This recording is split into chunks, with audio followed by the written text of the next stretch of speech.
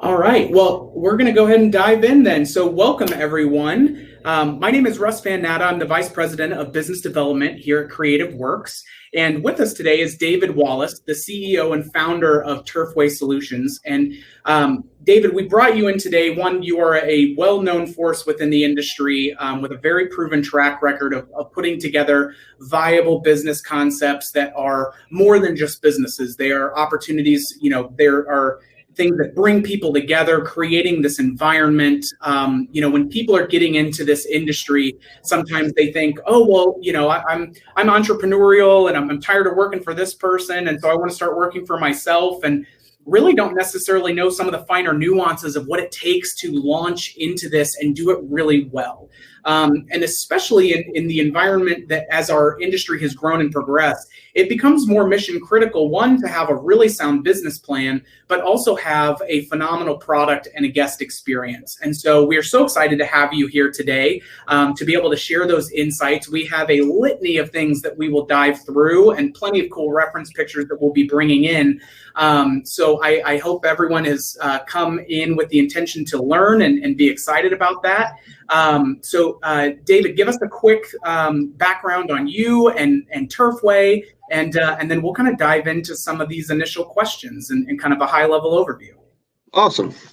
Thanks, Russ. First, I want to apologize about my background. I am actually in Green Bay, Wisconsin with a client, and at the Hyatt, I figured they'd give me something more than a brown sheet behind me, but hey, it is what it is.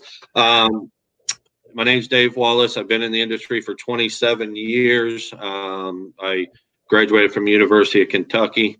I have a wedding ring that says University of Kentucky, a tattoo that says University of Kentucky. I'm a Kentucky guy through and through. I live in Indianapolis right now, or just on the north side in Carmel, Indiana. I used to be, early on in my years going through college, I was a corporate trainer for Applebee's, Cracker Barrel, and a concept called Rafferty's. Out of college, I operated 64 Chuck E. Cheese properties, and then a concept called Jillian's, which was like a Dave & Buster's, but with multiple nodes of entertainment and food and beverage. For instance, the one in Covington, Kentucky had 2 restaurants, 220 arcade games, 12 lanes of bowling, a billiard club, banquet facilities, 4 nightclubs, and a live entertainment venue. Operated 22 of those up and down the East Coast, and then got into consulting in 2009. We create concepts for people. We set them up for them, as well as some cases manage properties for people. We've just recently, pre-COVID, opened our 89th property for independent owners, and here today to talk about a lot of the intricacies of determining what makes sense in building an entertainment center. Absolutely.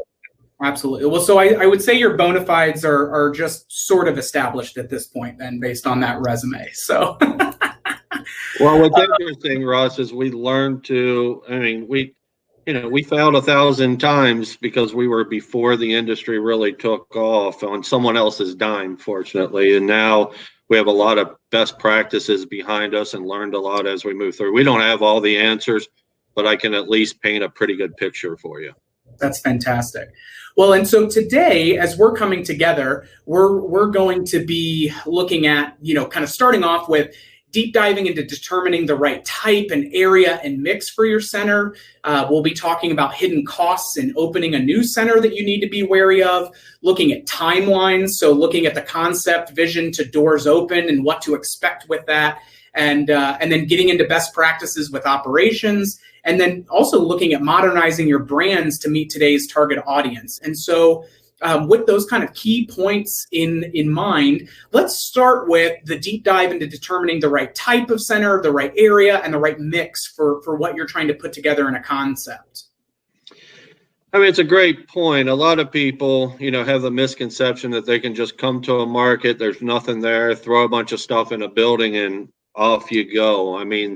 Our industry has matured over the years, and with the continuous evolvement of entertainment, people's habits have changed. And I tell people, a perfect example, look at MTV. I'm 51 years old. MTV came out when I was 11.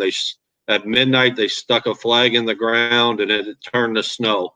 After that, it went off air and it was all rock videos. They've had 7 iterations of MTV to maintain the relevance to the audience that they're targeting. So, it's same thing with entertainment. Entertainment, what used to work doesn't work today. And we'll get deeper into that. So, generally speaking, we do a lot of feasibility studies. We're probably up to 30 to 50 a year right now. Analyze businesses to death. We visit about 300 locations a year and understanding the market itself. And some of the things that we look at, just general benchmarks. Now, I'm going to say general because there's there's hundreds of entertainment centers. No two are alike based on your market and your population and, average household income and what have you. But general benchmarks that we look for, let's say a 35,000 square foot entertainment center, we look for to start off 200,000 people within a 20-minute drive time.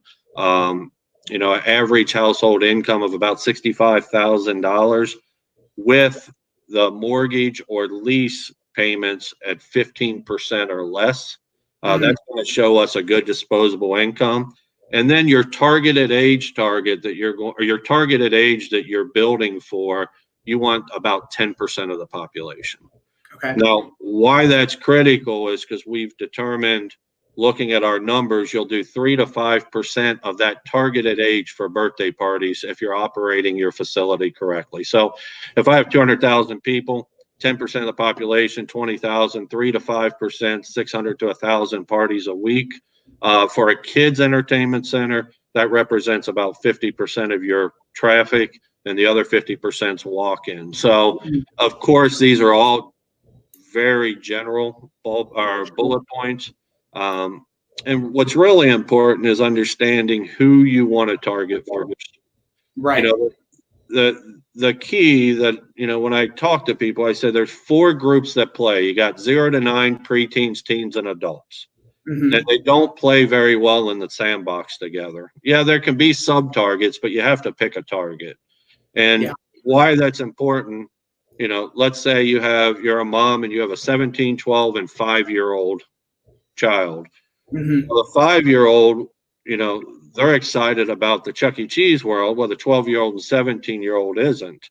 And then when you start going in, you look at a 12-year-old, they matured beyond the 5-year-old, but the 17-year-old, the maturation has even gone further. So making sure something's conducive for all 3, and most importantly, have comfortability for the adult, the people that are paying. So having comfortable seating, good food and beverage, Wi-Fi available, sports on TV. There's a lot of different things that will drive that. So really focusing on your target and reaching out, building an entertainment center where you can add sub-targets. Like, for instance, I tell a lot of people add bowling. Bowling's the only one from 5 to 95. Everyone bowls. Everyone's bad at it. I'm horrible at it. I've been doing it for many years, and I'm horrible at bowling. But it at least reaches a wider audience. And, exploring the different opportunities, because the last thing you want to do is go into a market where you're over leveraged and you don't have the right aesthetic appeal to be relevant for long term. So when we build a plan, we look at 3 things: highest revenue, profitability, and long-term sustainability. And that last one's critical because competition's coming, whether you like it or not. If you're successful, someone's going to open up in your back door and they're going to try to do it better. Yeah, absolutely. Well, and that's the what we've seen, right, as leading up until this point, and then even throughout COVID. I mean, people are still actively looking to develop competitive models in this. And so right now, it's really trying to figure out what are the amenities, what creates the environment, what's the story behind our facility. So that way, then we're intelligently thinking about those markets. We're intelligently thinking about where we fit into their process and their lives, and then creating opportunities that we want to be the place that they come to. And there's so many things that start playing into that. And so it's understanding, like, do I have the biggest thing, and I'm sure you get this quite often as well, we get it quite a bit, is, well, I want to do this because there's nothing to do in my town. And that may be one of the biggest red flags, like that may be perfectly viable, but we also need to explore, like, well, why do we think that is? It could be that there's not, previous models aren't reaching out to a wide enough geographic area. If it's a more dispersed population, they may not have the right disposable income in the market.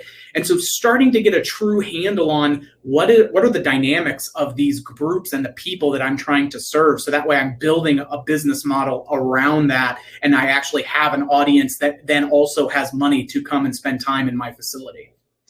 You're absolutely right. So why I say these are general assumptions. So for instance, we're building a property in Ridgecrest, California, and you probably never heard of Ridgecrest, California, because it's in the middle of the Mojave Desert. Okay. 37,000 people in the entire community. And he wanted me to come in and retrofit a bowling alley that went out. Now, I went in there and I told him there's just no way it's going to happen. And it just didn't make sense, the layout and what have you. I won't go into the details of it, but we determined that there is a viable opportunity because there's no sit-down restaurant. So our angle was, let's create a sit-down restaurant and leverage it with attractions and doing more of a social atmosphere on one floor, and on the main floor doing arcade, VR, and some other elements of social attractions that are social attractions. Why that's important, and there's two types of entertainment. You got attraction-based entertainment and social-based entertainment. Why that's critical is, I'm going to bounce around here, but time and cash are a commodity. Those two things in our world are very, very important. People pre-COVID and after COVID will have more money than they've had in a long time because the economy and stock market's up. They just don't have time to spend it. So if you analyze the trends of food and beverage, for instance, people go out to eat 5.5 times a week on average in the United States. They don't have time to go out to eat and then go to entertainment facility. So they just, because of kids going to school, extracurricular activities, training, sporting events on the weekends, going to bed early, it really reduces your opportunity. Adding a good food and beverage program brings in a higher level of revenue. For instance, if I build an attraction-based center that's, let's say, I'm just going to do ballpark numbers here. It does $1.5 million in sales. If I do a social-based entertainment center with sit-down dining, bar and restaurant, and entertainment, in a lot of cases, I can get to $3, $4, and $5 million by keeping the same footprint. And this is a perfect example. I won't get in the numbers of Big Play, but there's some interior elements here, Russ. If you can pull up like the play with your food and let me see. Let me get some of these initial Big Plays up here, and I'll pull a couple of other ones as we start to get that in there. Those promotional events. So this one we went in with Brandon and 3 or 4 years ago, and it was a very I wouldn't say low budget, but it was a modest budget compared to like a main event. But this property is only 26,000 square feet with 55 arcade games, 12 lanes of bowling, and a restaurant and bar. And I can't get into the numbers, but it does extremely well. And year over year, he keeps adding. He added laser tag. He added more arcade games. He does live events on the weekend. But if you see to the right, we do daily specials Monday through Thursday to leverage the opportunity for like half price drinks on Wednesday, which drives a lot of people in the door.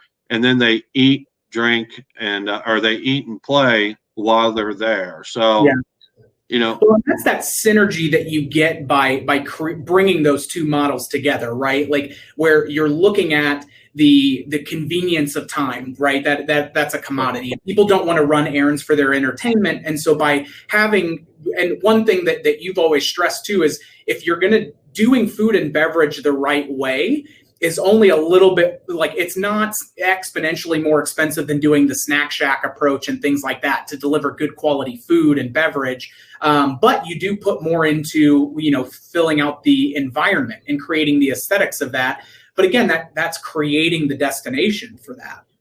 Yeah, and for here, so New Orleans, the Saints are big down here. Obviously, there's a lot of TVs here, and if it's halftime and the Saints have a good game, and little Johnny runs out of money, and mom and dad's eating a meal and drinking a craft beer or having a cocktail, the last thing they're going to do is leave. They're going to pull out another $20, hand it to them, tell them to get lost, go have fun, and it works for both sides. So.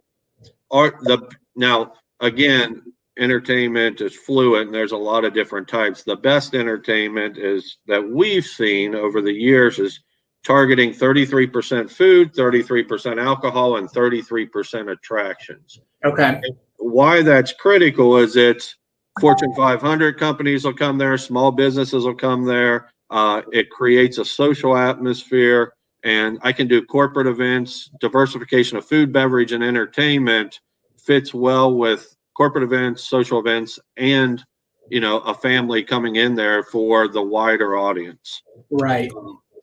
And I can't say it enough. A lot of people just got off a call with a guy and he wants the biggest entertainment center. And I said, well, everyone wants the biggest entertainment center, but there's a lot of challenges that come along with that. Staffing being a big part of that.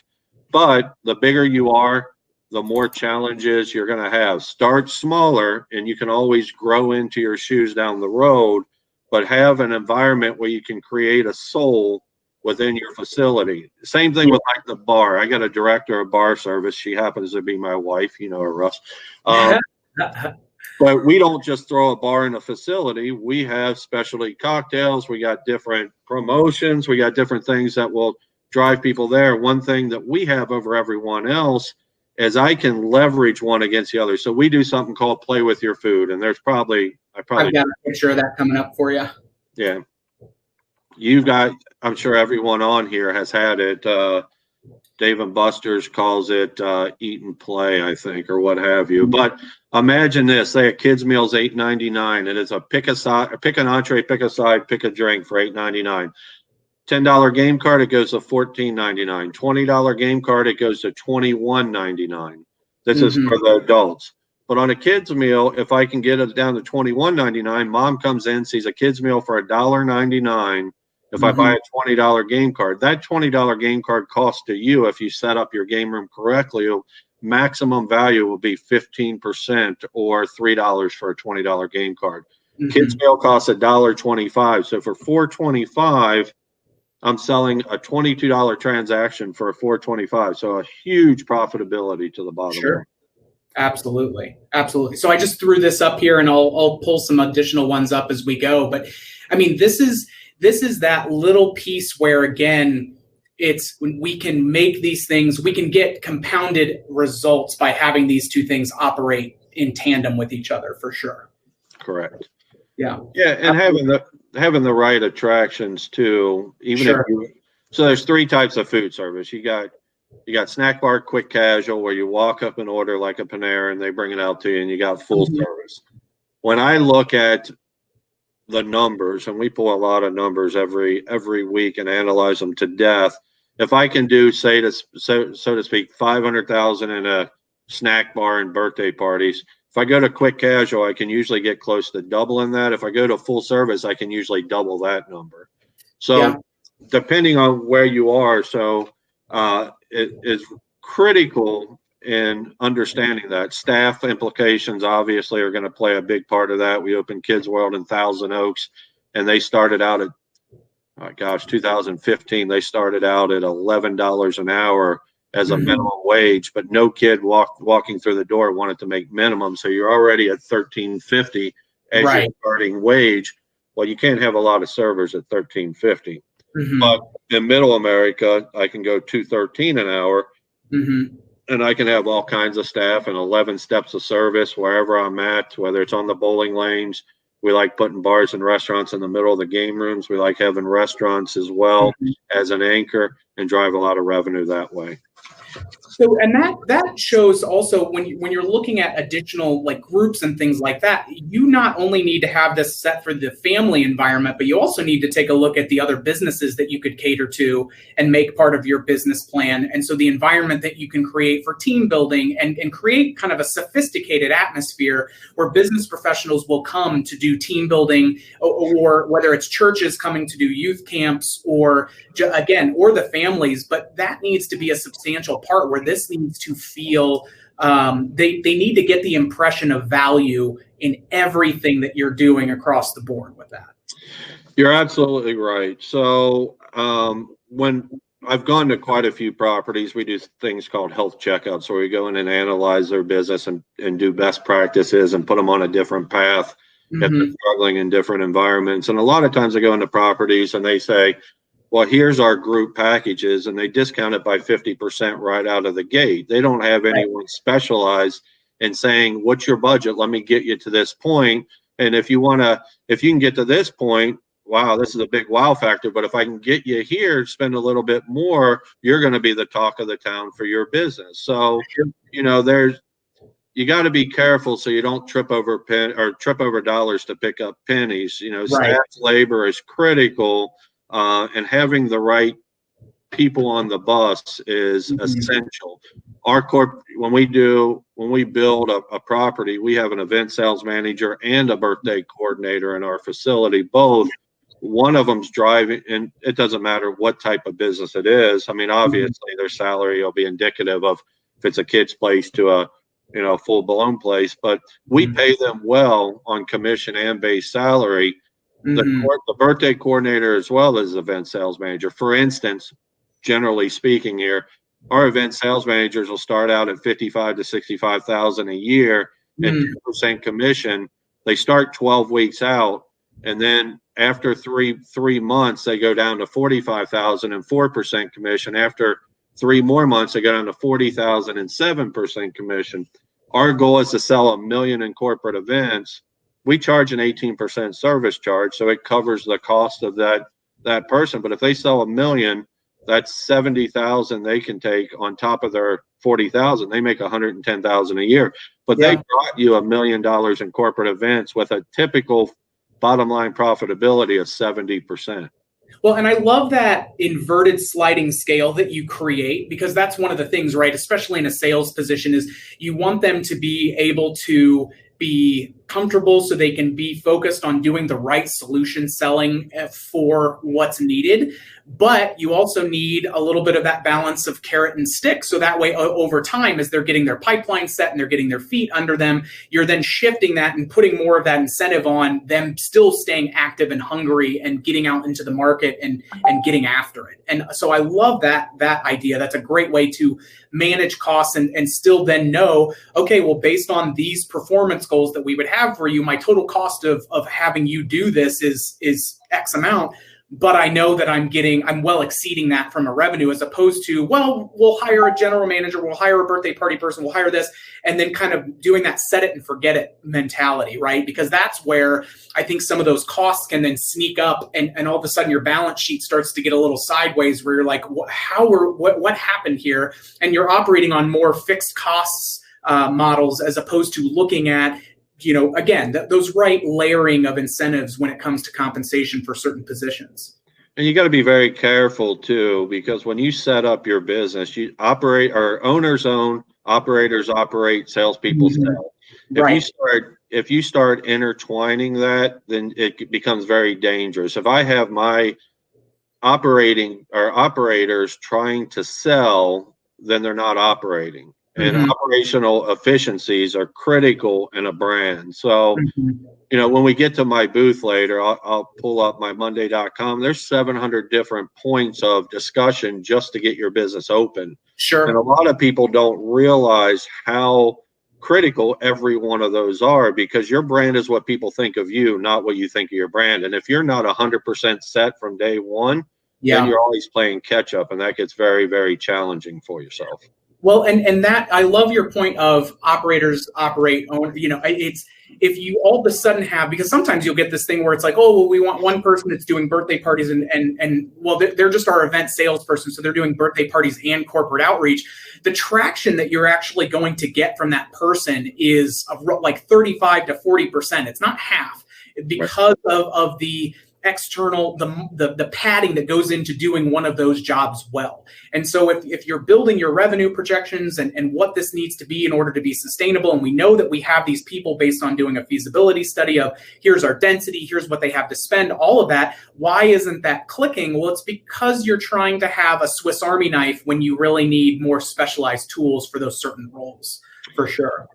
Yeah, even when we look at when we have a birthday coordinator, we typically pay them $12, $13 an hour. But if they book online or they come in person, they're responsible for all bookings that come in. They have to call back the same day if they book online. And we have a sales sheet of what they have to sell. So we say, hey, thanks for booking your party. We're excited about little Johnny. How many adults are you going to have? And then immediately we go into selling for adults. All right, do you want a couple platters? And we got a whole list of platters. What kind of drinks do you want for the adults? All right, let's talk about the different birthday packages that we offer. I saw that you got this one, and talk to them about incentivizing up at that point. What we do at that point is the birthday coordinator we charge a 10% service charge across the board for birthday parties, 18% for corporate events, 10% for birthday parties. All of our birthday employees make tipped minimum wage. So middle America could be as low as $2.13 an hour, but they get 80% of that service charge. And then the birthday coordinator gets 20% of every service charge. So the more they sell up on both sides, whether it's the birthday host or the coordinator, they're incentivizing themselves for growth. For extra money. So at the end of the day, it's an entry-level marketing position. That birthday coordinator should make 35 to 45 a year on the commission and their wages. Why it's important to do this for a party host is if I have a $400 party, 10% is 40, they get 36 on that party before gratuity. So they're already trying to entice to spend more, plus that great extra service, they're going to get gratuity on top of it. We know that staff turnover is very high in this industry because kids going to college, a good football game at high school, they go, I can't come in.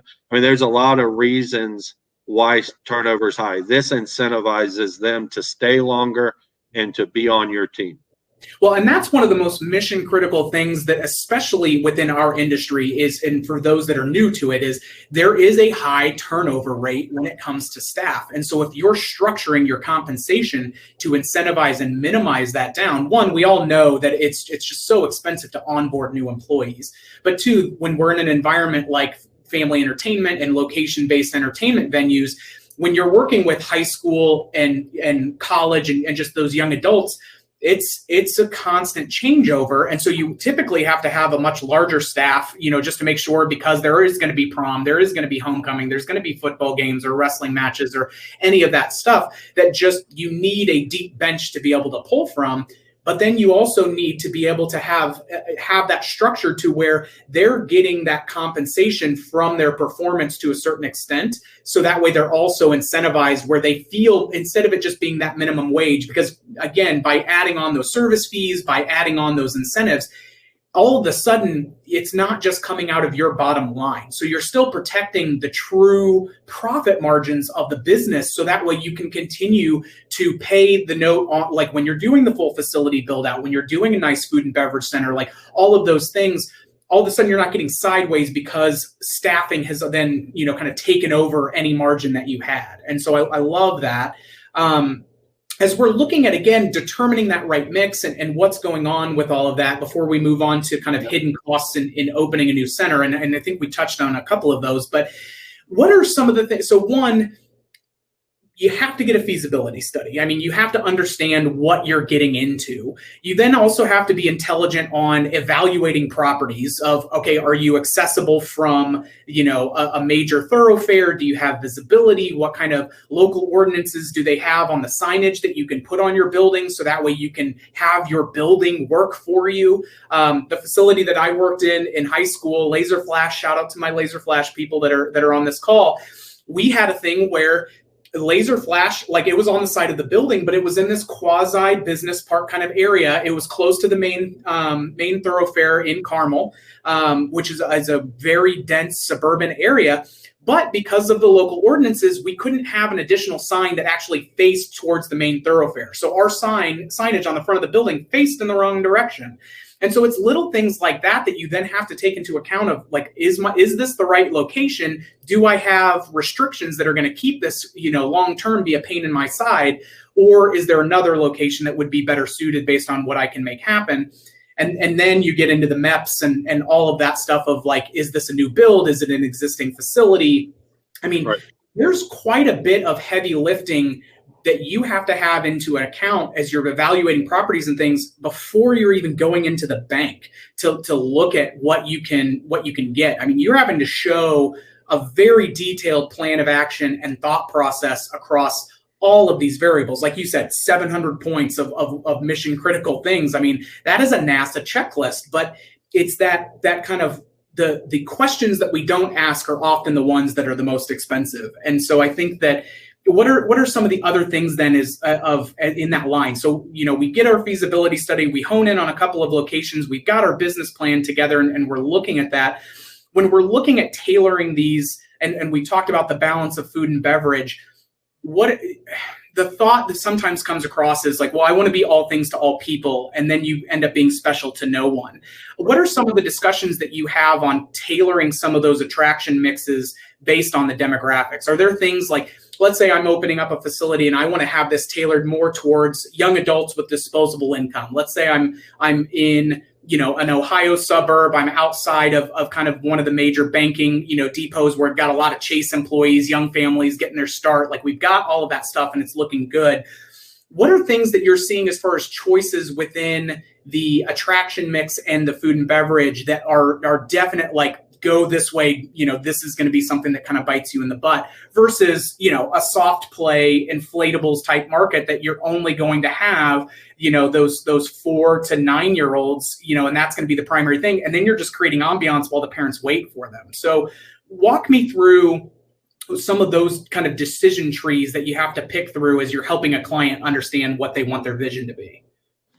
Yeah. So one thing I preface to all my clients is I'm a consultant, and I say this lightly. I don't care if I hurt your feelings. I'm going to tell you what I think is the best path forward based on your market viability. So when we come to a market, we sit down with the owners and we analyze the market. So we pull the top 10 competitors in the market that distract disposable income out of the market. Now, it can be a movie theater, it could be a restaurant, it could be entertainment centers. And then we rank them in 10 different categories. So like aesthetic appeal, cleanliness, repair and maintenance, digital presence, digital scoring, distance from the location. We take the top 10 and then we take the mean average of those top 10. That's going to tell us two things: what the pricing is in the market, what the competition is in the market. Is there any discounting in the market?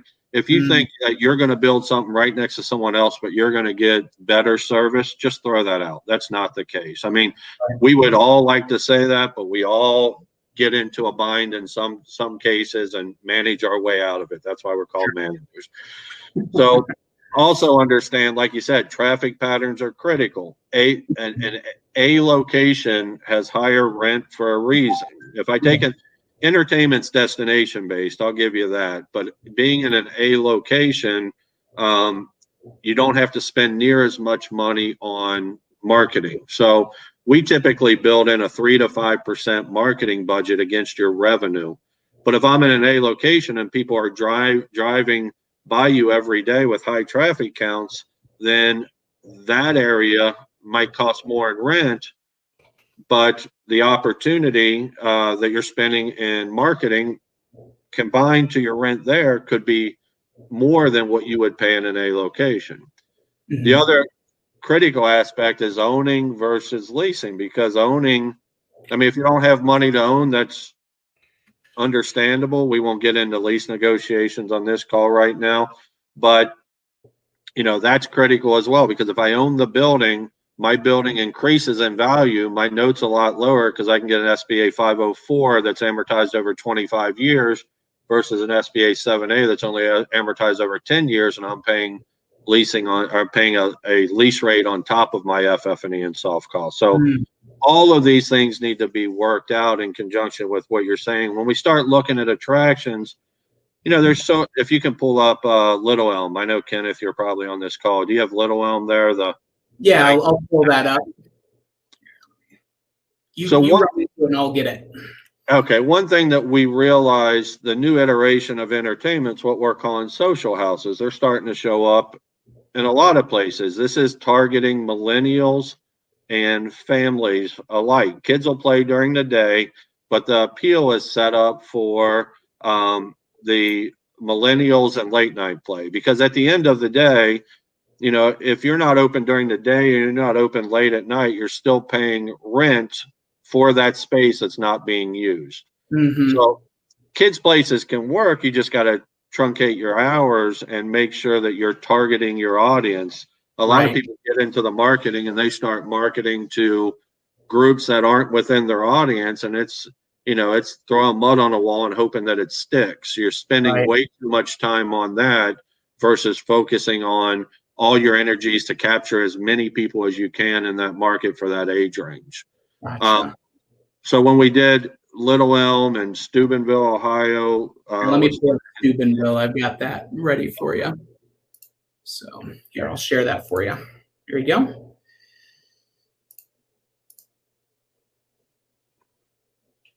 Okay.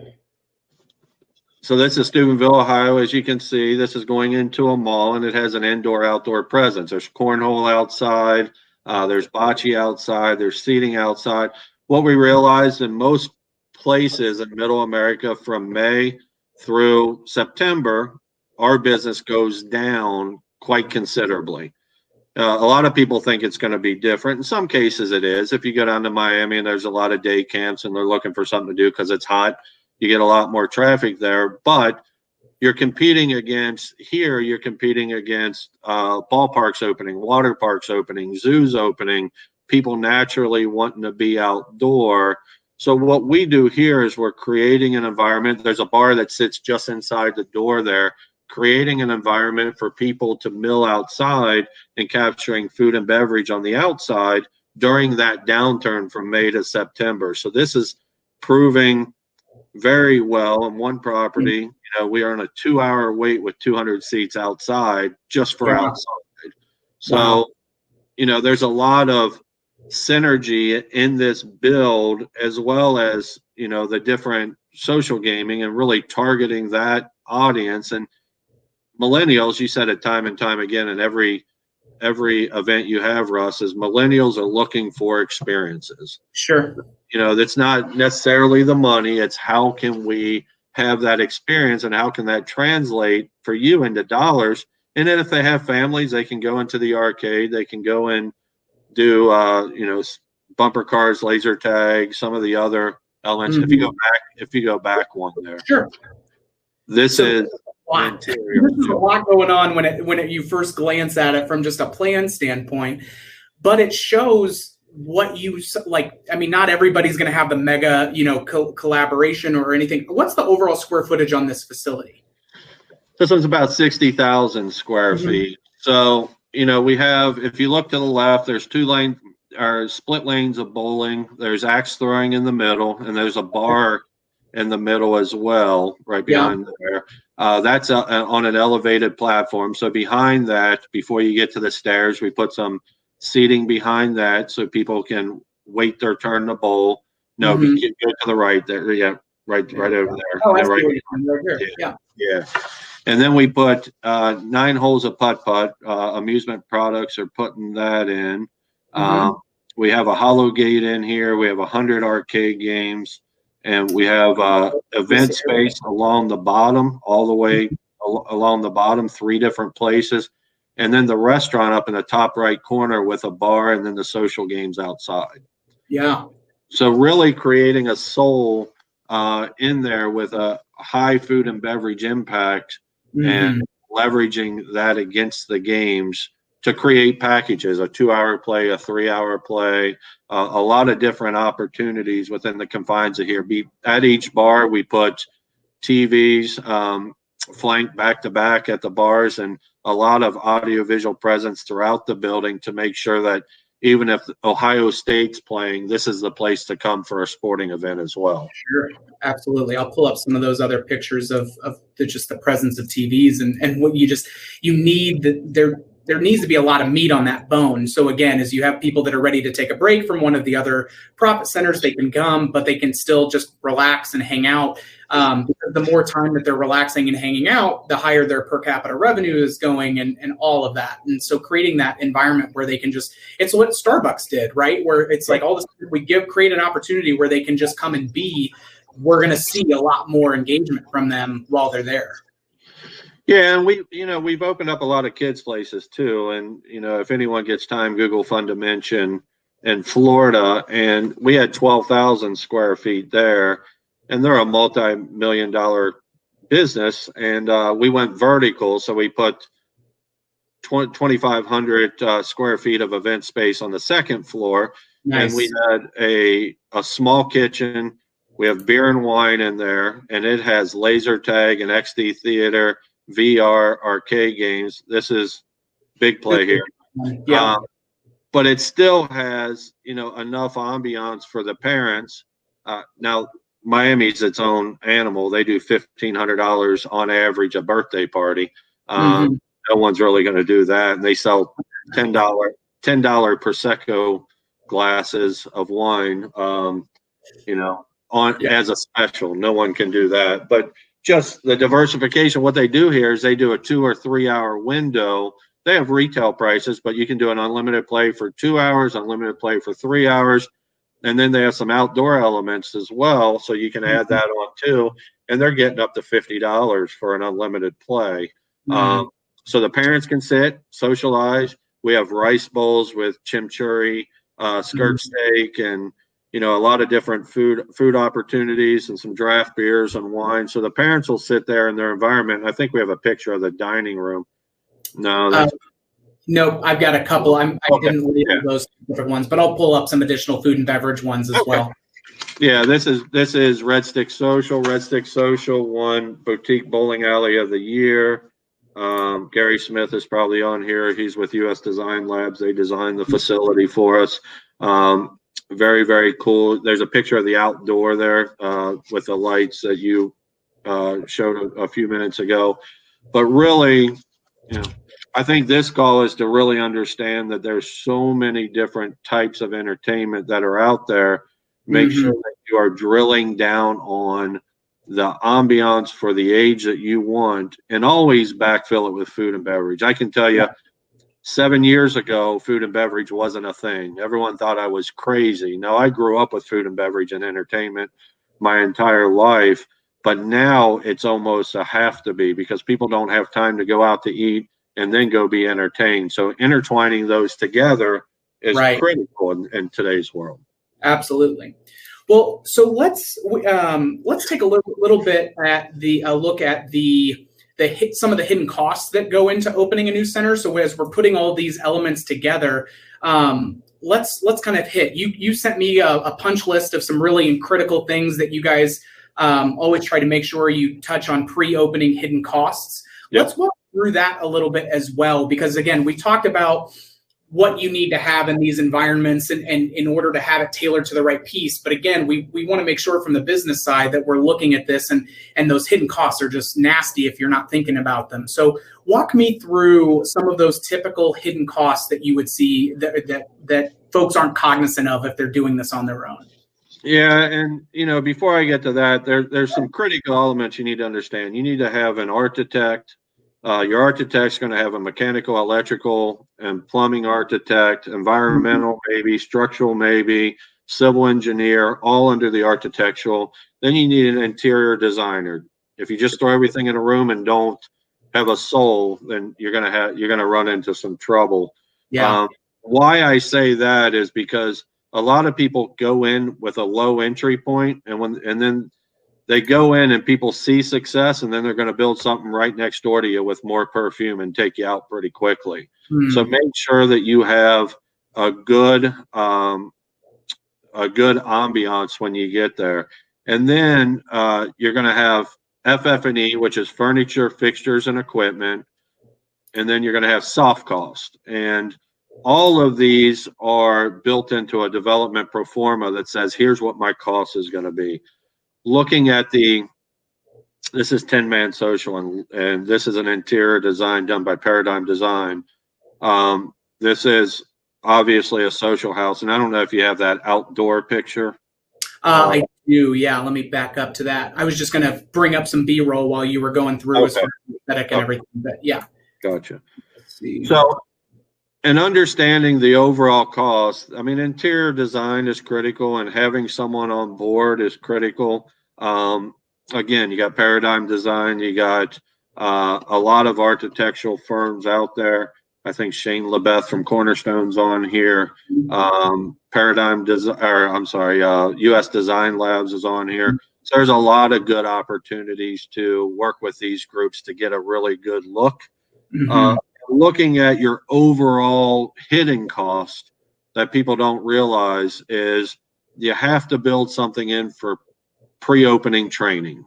So a lot of people miss this because we generally bring our general manager on 16 weeks out with our event sales manager.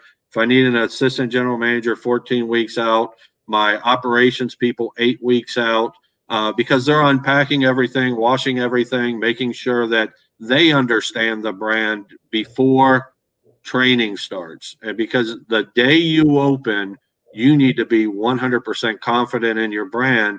If you have little bits of chaos and you don't know, your staff will leave as quick as they walk through the door to start. So that's a critical piece, and that's a costly piece. Now, when we do training, we do a week to 2 weeks worth of what we call dry run, or we do training and then dry runs. We call it beta testing. So our event manager brings in groups every other hour on a Monday, 20 people every other hour, 40 people every other hour on a Tuesday, 40 people an hour on Wednesday, then friends and family, then VIP, then doors open. And why we do that is we're allowing them to book people to play for free, to get first-hand view on it. They have sales collateral in hand, trying to get the corporate events and what have you. The birthday coordinator, them are taking them on a tour, so they're learning how to do that. And then we're controlling the chaos every day. And then when we hit friends and family, we tell all the employees, invite as many people as you can from 6 to 9. Sure. And we want to go to capacity. So all the games are free, our attractions are free, but food and beverage you have to pay for. And we want to be able to manage that chaos, because inevitably, for laser tag, we want a 15-minute term or turn an 8-minute session if we have briefing investing, so we can cycle through. The first time they do it, it'll take them 45 minutes. Yes. Yeah. It's well, and that's that part where there's just not that thought of, I have to really be ready and operational 3 to 4 weeks before my grand opening, because I've got to get these people that I've hired actually getting reps under their belt in a variety of circumstances, understand what it's like to cover when a pizza's coming out, a little bit late, or understanding what it takes to, help a parent find their way, to the restrooms with a kid, and just get some of those things under their belt, which then by the time you are ready to open, one, you've created a controlled environment with people that then will be excited to come back. So it's a good marketing opportunity, but it's really a phenomenal operations, expense that will save you a lot more in the long run, just by cutting down on the turnover initially from staff and just making sure that your brand is functioning the way that it needs to function and that the experience is what it is. It's funny you say that, because my first opening of a property was Jillian's in Covington, and it was that big 85,000 square foot. And we had a race car simulator. We had all these bowling lanes. We had all these arcades, a brand new POS. And we opened and we didn't have enough time to learn it. And everything went down. 8 lanes out of 12 lanes of bowling. The simulator went down. Games breaking all over the place. A new debit card system. And this is in 98. So I'm dating myself here. And we learned pretty quickly that, you know, one thing that a lot of people don't realize is when you're building, you want to get open as quick as you can. It'll take 8 to 12 months, but you want to get open as quick as you can. And that last couple of weeks, let's say you guys come in and you have VR and they got to learn that, the software to that. You got laser tag, they got to learn the software to that. Yeah. Delta Strike or, you know, comes in and you got to learn their software. All the arcades, one by one, you got to learn how they work. You got to populate a point of sale system that usually takes 80 hours to populate. Then you got to interface it with like Intercard. You got to learn their system. And this is an all new management staff from the general manager that has to learn it. And then all the new they have to learn it and they have to get ready while you're doing all the creative and doing all of your pricing strategy and all of these different elements. And then you hire a brand new staff with a brand new management team with a brand new software. Right. Probably scaring a lot of people right now. And then you want to get open as quick as you can. And the kitchen, you're probably your first experience in the kitchen too. So all of these things are new. We typically send our team there to work through 10 days before you open to make sure the glue sticks. But even if you have like, let's say you have Brunswick Bowling or, you know, then you got to learn all their system. And all of these all come to a head and you want to get open as quick as you can while they're hammering the last nail into the wall. And it's a perfect opportunity for chaos if you don't follow a plan. Yes. So that plan is critical from beginning to end to make sure that you're on the pace that you need to be on, because as your employees get there, last thing you want to do is not give them the tools to succeed. Because I mean, we do 11 steps of service for our employee, our restaurant servers, which are critical, but you got to know how to manage 11 steps of service if you're a manager. So all of these, you got to understand how to do laser tag, because they're going to be in that room doing the marshaling and briefing, and you're not going to be in there most of the time. So you're going to have to rely on them. And so it's critical to make sure that that training is, you know, on point and they know it inside and out. That's why we've developed this beta testing that we've seen work. Right. On the synergy of attractions, you know, I'll tell people, we buy a lot of attractions, or our clients buy a lot of attractions from a lot of people. Just make sure that the attraction is one that will not break and you can't get a part overseas for 2 weeks. Right. You know, the last thing you want is an attraction that looks cool on paper. I've seen it at IAAPA. It was awesome. There was a big line for it. You get it here. It's from China or from Israel or somewhere. There's no parts in the United States. You're one of the first ones to get it, and then it goes down a week later, and it's going to take 2 to 3 weeks to fix. Same thing with like audio visual. You know, a lot of people like the new touch screens and everything, which is great.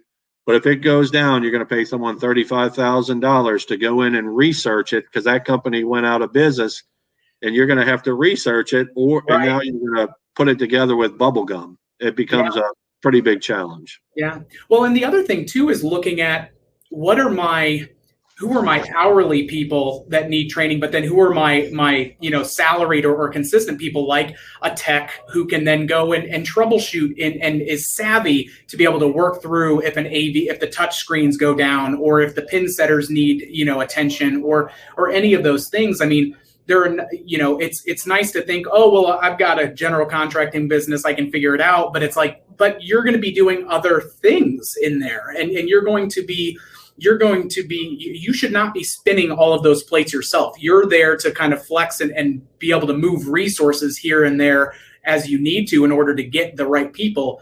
Leading from the front is sometimes a thing. Like, everyone should be rolling up their sleeves and getting into the mix. But if you're working on the business instead of in the business, you're going to be able to get a lot more traction a lot faster and get those people up to speed. And that's just, it's amazing some of the pickles we can get ourselves into with like you said, well, this is great, it looks great, but then servicing it's a nightmare because, we didn't select the right partner, or, or it is from China, but there's the Chinese New Year and everything shuts down for a month, and so we can't get that. I mean, we've had that even with just as a manufacturer, suppliers that we try and work with. We have to be diligent about that. And so it's an extension into the field as well. Yeah, and I also want to reiterate once again, owners own, operators operate, because why that's critical. If you're going to be the owner operator, you're going to work 60 hours a week, if not more. Oh, yeah. If you're going to be an owner and you have a general manager in your facility and you come in and spend 5 hours a week in there, all you're doing is throwing mud in the water. Right. You tell this person to do this and they go to the GM or go to their support manager and say, well, the owner told me to do it this way. All you're doing is creating that chaos. And kids in today's world don't like chaos. They like, accountability, streamlined processes, tell me what I need to do, follow up with me. A lot of kids aren't working specifically for the money. They're working to have fun, but they need guidance. So when I worked for a quick story, when I worked for Chuck E. Cheese, we were 364th in the company, and we moved to 17th in a year. And we lost 4 employees in a year. And they said, well, how'd you do it? And I said, when it came to cleaning the floors, we had one of the cleanest properties. I said, I don't know if you've been to Chuck E. Cheese, but they got black and white tiles, and then they got grout in between. We got on our hands and knees and scrubbed the grout before there's a grout cleaner with bleach. And I invited kids. I said, I'll give you a pizza and soft drink, and come on, scrub the floor with me. Yeah. It was all about, the opportunity to be part of it. But then, we developed our team to, we did a 5-minute, we got index cards, and my managers, you couldn't swipe in to clock in. A manager had to override to clock in and clock out. So when we made out 5-minute index cards or 10-minute index cards of a cleaning. And let's say we had 30 people on staff on a Saturday. They came in, hey, Karen, nice to see you again. Here's your cleaning duty. And of course, they're going to be like, oh, I don't want to do that. And I'm like, dude, it's 5 minutes for 8 hours that you're here. Just knock it out. And at the end, we would inspect it because they want to be inspected. I mean, they want to do what's good, for the business. And they want to be rewarded with a thank you. You don't have to give them a lot of money, but at the end of the day, if it's 10-minute cleaning duty, I got 30 kids, it costs no one more than 10 minutes, and I got 300 minutes worth of detailed cleaning done. Yeah. So, and I'm building a staff that wants to be involved. And that's critical because, like I said, if you just open the doors, I've walked into one property in the Chicagoland, and they called me in, and a guy's sitting on a milk crate behind the bowling counter playing on his phone. And I'm like, hey, is your manager here? And they're like, yeah, they're around here somewhere. That was his answer. Nice. And he kept playing on his phone. Well, 20% will never do what you want them to do. 20% will always do what you want them to do. 60% sit on the fence based on the managers and owners' interaction with them. So, obviously, if no one's interacting, you got 80% working against you, and your bar has decreased so much in that facility because every new person that you bring on, that's the level that they see. And then there's that 20-20-60 rule that they're going to fall below that, and they're going to continue to fall below that. So, again, there's just a lot of critical elements to make sure that your business is off to a good start and your brand is solid for the consumer. Well, so talk to me about some of these other hidden costs like insurance prepayment and utility bonds and like the lease deposit and the first month's rent. Like walk through some of those things too, because I think, again, those can jump out at you just as fast as, we didn't allocate enough time to get our staff trained up and we're dealing with now bad, staff operations as well as turnover. What are some of those other things just to make sure that you've got money set aside for these other things that come up? Absolutely. So not only from the pre-opening training, you got marketing and PR startup. A lot of people don't realize putting banners up, doing billboards, doing media buys. you know, you can get in a PR firm on. We allocate between 15 and 25,000 for that. Yeah, social media is a good avenue, but it's not the algorithm of social media is challenging today. So Mhm. making sure you have that put away. There's about 22 creative elements like LED pricing, menus, you know, gain point pricing, rack cards. There's all these different pieces that need to be created based on the type of entertainment center you have. Mhm. You can figure each one's going to take about an hour and a half, so it's going to be about $150 each to Right. do it, depending on how many you need. Uniforms, a lot of people forget about uniforms. That's a costly venture depending on the size and what you want. A lot of people want polos. Some people want bowling shirts. These can get very costly very quickly. So making sure you're allocating that. Insurance prepayment of insurance is 2 months up front.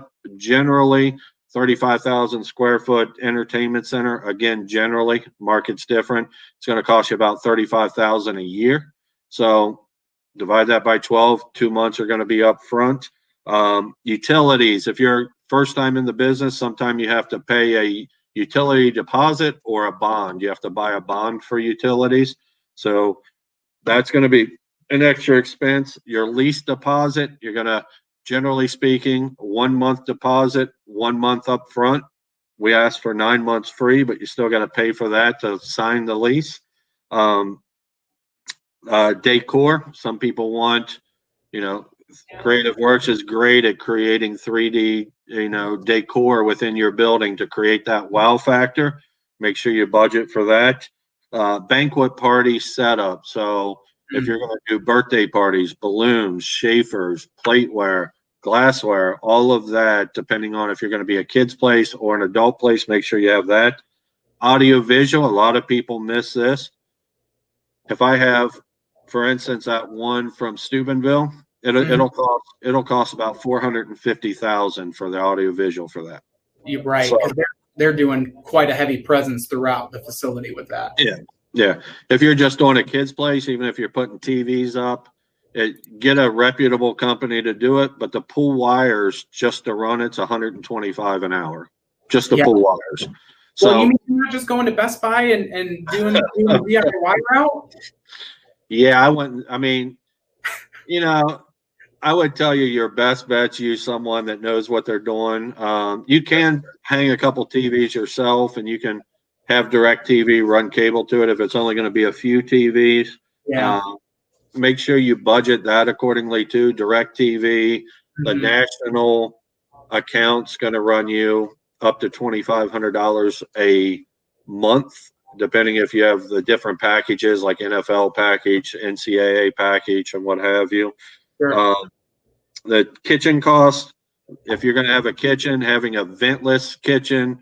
For this, Doyle's Outpost has a ventless kitchen, and this is their bar. As you can see, there's a quad of TVs and then a vertical for advertising, then a quad of TVs, vertical for advertising, so on and so forth. And it has a ventless kitchen in the back. A good food offering. You know, that should do over $1 million in food in the kitchen. But, you know, no hoods. What I mean by ventless, there's no hoods that and no fryers. But, you know, if you have a vented kitchen, your grease trap needs to be a lot bigger, usually 500 to 1,500 gallon grease trap. That's an extra cost. They got to dig your ground out and drop it in. Well, we had a client that was down in Florida, and because they didn't go that route initially, you know, it was one of those, well, no, we want to do it this way. And it was kind of unfortunate. You know, it's one of those where we could only lead them to water, and you really advocated against this. But then the cost just for permitting and the extra work that went into that is just astronomical. And so that's where you're talking about of why a certain setup within the kitchen makes all the difference, just from managing your build out costs and your infrastructure costs, right? Right. Yeah. That leads to a good one. So in Florida and a couple other states, they have something called an impact fee.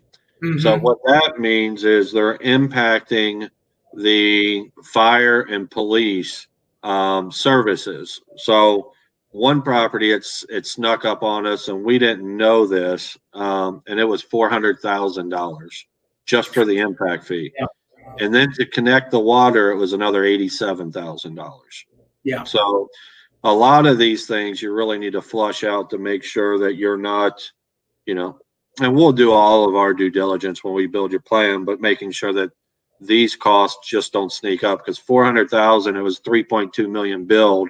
It was over 10% more. And, banks will build a contingency into your SBA of about 10 to 15%, but that's for everything. That's construction, FF&E, and soft costs. And this is well beyond that. And if you have to go back to the well with an SBA, then they don't feel like you did your planning correctly, and it gets pretty muddy pretty quick. Yeah, absolutely. Absolutely. So there's also inventory costs. There's bar costs set up, working capital, making sure you have money for your safe, making sure your tills have money, making sure you have a security net, because if, a lot of people will build contingency on light items, but people want to go above and beyond in some cases.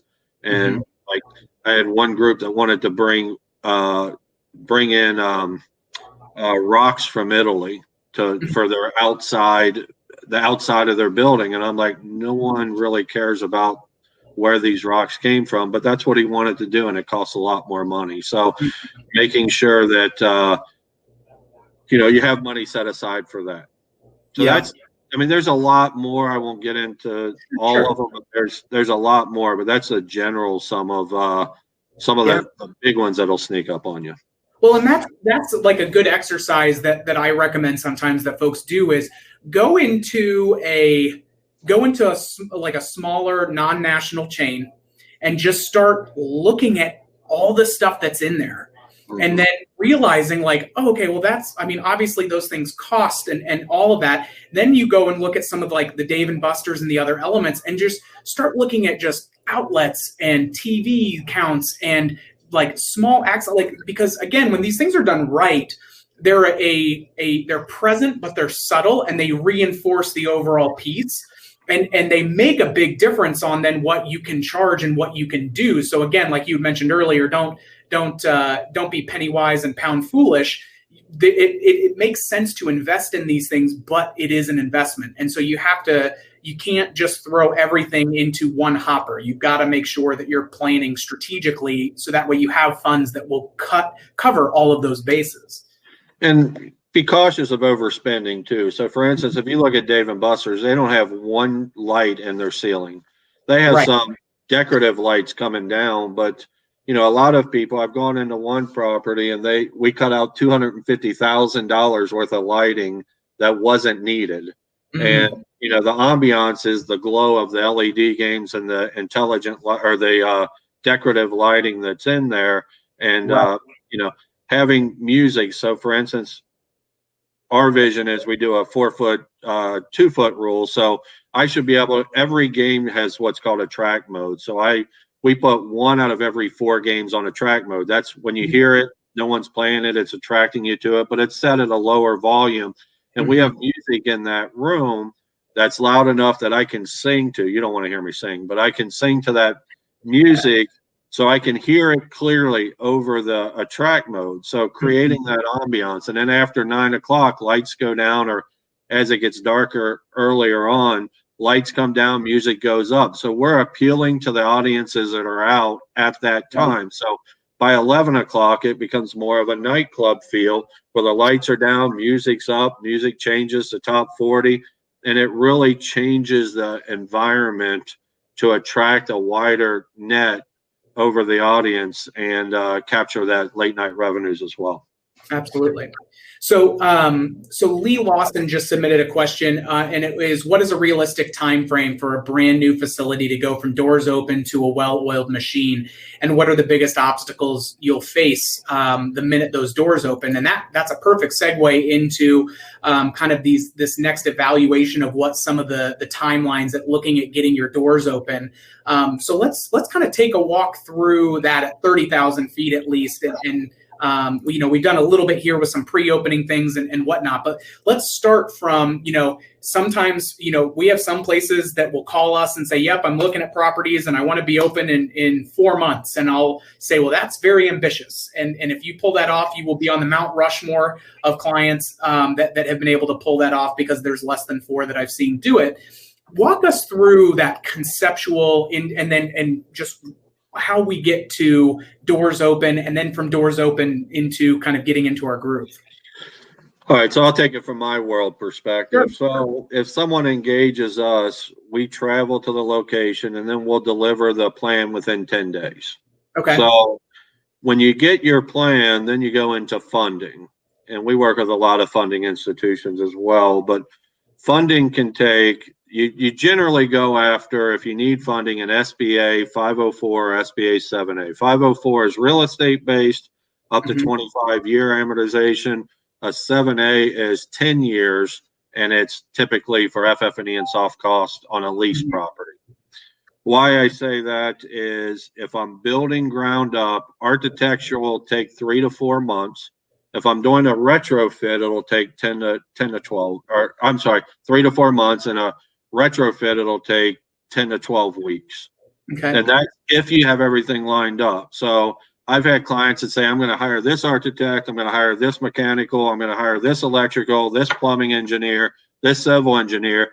And the more that you fragment your opportunity, they don't run parallel paths. So if I hire like Cornerstone or Paradigm, they can run parallel paths with the MEPs to make sure that it's delivered on time. Otherwise, each group might have 10 different things going on, and you might. I've had a group, 2 different groups now. Their plans took a year and almost a half to get completed, because they said we're going to save $50,000. At the end of the day, they spent well over $50,000 more than they would have saved, and it took them that much longer. Yeah. So interior design, making sure that they're in with your architectural to get that look down. From there, general construction from a retrofit will take 5 to 6 months. From a ground up can take about a year. So funding's the key. So if I go in for funding, I can typically get a term sheet in about 2 to 3 weeks. Once you agree to the term sheet, you'll get a commitment within about 3 weeks, and it'll fund up to 45 days later. Wow. Your equity for an SBA 7A is typically 30% down, but you have to have a strong personal financial statement in today's world, or bring in investors that have a strong personal financial statement. To get them funded, we've got, since the pandemic, 8 of them funded. Generally, about 15 a year we get funded through our group. So definitely they're tightening the screws. The SBA is also dealing with any monies that are going to small businesses, so it's kind of tying them down. Sure. And another tranche coming, I would think, here soon, so it might tie them down for a little bit. But they're funding. I mean, I just had 2 funded in the last 2 weeks, and 1 getting ready to be funded. So, and that's an important point, is that the financial institutions are still very optimistic about our business models, with everything else, because whether it's private equity firms, SBA loaners, economic development groups, like any of that, there is still a very well-resounding optimism with what we have going on, because one, we've shown in times like in the 2008, 2009 financial downturn that we were very resistant to those financial impacts in those situations. But then even now, there are plenty of folks that have in our industry that have been hit hard. But the biggest thing where the folks that have been hit hardest is not having something in reserve, because so that way they can weather that storm. While there are limited capacities and things like that. But then every market, no matter how strict or loose the capacity restrictions are, as soon as that volume gets turned up, the bodies come. I mean, we're seeing people come back into the facilities, because then we're showing we're adaptive. We have COVID strategies, cleaning, strategies, all of these things. We've proven to the financial institutions that we can weather these storms. It's just making sure that you've got strong financials in place to ensure that you can weather those storms. Yeah, and we are recession proof. We're not COVID proof, but I can tell you, I lived through 2001 and 2008, both downturns, and the banks will come out, the SBA will come out with incentive to build. I mean, they just want to see what'll happen. It's coming, so having a plan ready for that when it happens. Through 2008 and 2001, our corporate events have pretty much wiped away immediately, but our business, which was about 25% collectively across the board of our sales, but our sales were only off 5 to 10% because the staycation came back. People still want to spoil their kids. Right. They're still coming out. The good news is I got a client in Idaho that's way over last year, Tennessee, Florida, Mississippi, big plays way over last year with COVID in place. So it goes to show as they open it up, more and more people are coming out. With a vaccine on the horizon, I can't say enough, now's the time to get ready because the incentives are going to come, whether it's from the city that's missing all their tax base. They want to recoup tax base, so they're going to go into build mode. Landlords are, for instance, we got a property, we're working on a property in New York. Their building was about 120 a foot, crazy numbers, square feet, $120 a square foot on a lease. It's down to $47 a square foot. So every landlord's different. Incentives are out there. Tenant improvement dollars. Landlords are offering more and more money to entice you to come in to build out the place for you.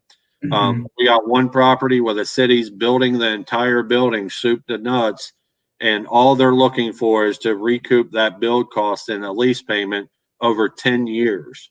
So they're not looking to make money. They're just looking to drive traffic. So there are a lot of deals out there. I can tell you that every landlord's different. Every landlord has their own agenda, whether they're going to get a higher occupancy and then take it to the bank and flip it and pull the cash out and, with a guaranteed leases or what have you. I mean, we've seen everything all the way down to 25 cents a foot, all the way up to, I think our highest is $49 a foot on the year. So, I would really dig into that too, because go to your economic development incentives for your market. Just Google that. And that's going to tell you what they're offering as a county, as a city, and then what your landlord can offer you to offset those costs. Well, and that's an excellent point. And while we're kind of talking about that, another question that had popped up in line with this as far as kind of timelines for the business. So let's say, we go through the planning and the construction and the doors opening, and that can take, again, depending on who you're working with and what markets and what their permitting looks like, anywhere from, and funding, all of that can take somewhere around 6 to 8 months on the low end, and it can be higher from there as you go. Once you have those doors open, what should be some of the key metrics from a time frame as far as what should be my goal to repay the original notes that I have out for the business? And then, do we look at this, or do we try and do everything out of the gate? Do we look at kind of a grow as you go? And I'd say some of that depends a little bit on what location you go with. Some places you're going to be in a location where there may be other tenants you're kind of landlocked in, and so you don't have the ability to grow out. If you're constructing, you may build a bigger building than you need and lease out some of that space to get some of that going back in. What are some of the different approaches that you see as far as that growth and servicing the debt once you're open? I mean, very good question. I would tell you, on a loan, money's cheap right now. So if I can get an SBA 504, my rate's about 4% locked for 20, 25 years. So, you can pay off that note, understandably. That's if you own the real estate or you want to buy the real estate and improvements. An SBA 7A is a little different. It's only on a 10-year amortization, and it's 2.75% over prime. It adjusts every quarter. So as the industry gets stronger or the economy gets better, that interest rate's going to fluctuate and it's going to cost you more money at that point. I would tell everyone, hold 5% back for reserves, for improvements, adding additional attractions every year, coming up with entertainment's very fluid. VR is really taking off, and integrating into the entertainment environment pretty well now as more come online. So you want to be able to capture that. And backstoring is another big one. Very cheap to put in. You can make a lot of money because you already have a captured audience. And then after 2 years, when it wears out, you rip it out and put something in there. So holding money back, paying the note off.